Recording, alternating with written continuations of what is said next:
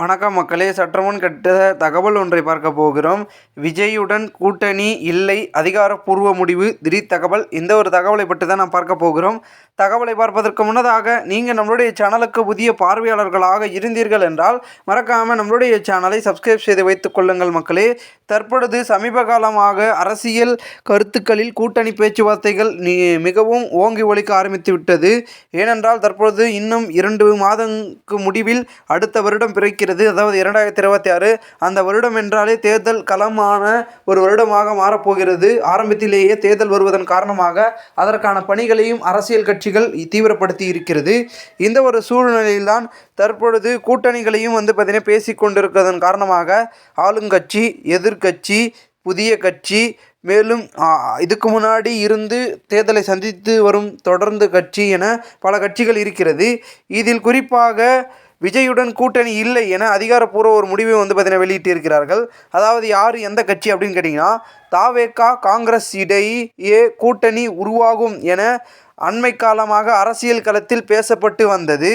இதற்கு முற்றுப்புள்ளி வைக்கும் விதமாக இந்தியா கூட்டணி வலுவாக இருப்பதாக செல்வ பெருந்தகை அவர்கள் கூறியிருந்தார். இந்த நிலையில் திமுகவுடன் கூட்டணி பேச்சுவார்த்தை நடத்த 5 பேர் கொண்ட குழுவை காங்கிரஸ் அமைத்துள்ளது. இதன் மூலம் தவேக, காங்கிரஸ் கூட்டணி இல்லை என்பது தெளிவாக தெரிகிறது.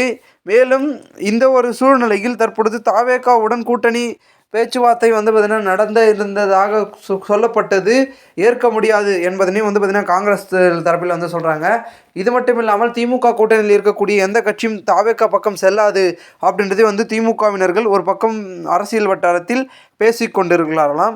இதனால் பார்த்தீங்கன்னா விஜயுடன் கூட்டணி பார்த்தீங்கன்னா இந்த கட்சிகள் போகாது அப்படின்றது ஒரு யதார்த்தமாக தெரிகிறது. இந்த ஒரு சூழ்நிலையில் தற்பொழுது பெரும் விதத்தில் பார்த்தீங்கன்னா விஜய் அவர்கள் அடுத்து என்ன செய்ய போகிறார் அப்படின்ற எதிர்பார்ப்பு இருக்கிறது. ஏன்னா பார்த்தீங்கன்னா விஜயை பொறுத்த வரைக்கும் அவர் கூட்டணிக்கு ஃபஸ்ட்டு முதல் மாநாட்டிலே பார்த்தீங்கன்னா கடலூரில் இருந்த அந்த மாநாட்டிலே பார்த்தீங்கன்னா சொல்லிட்டாரு.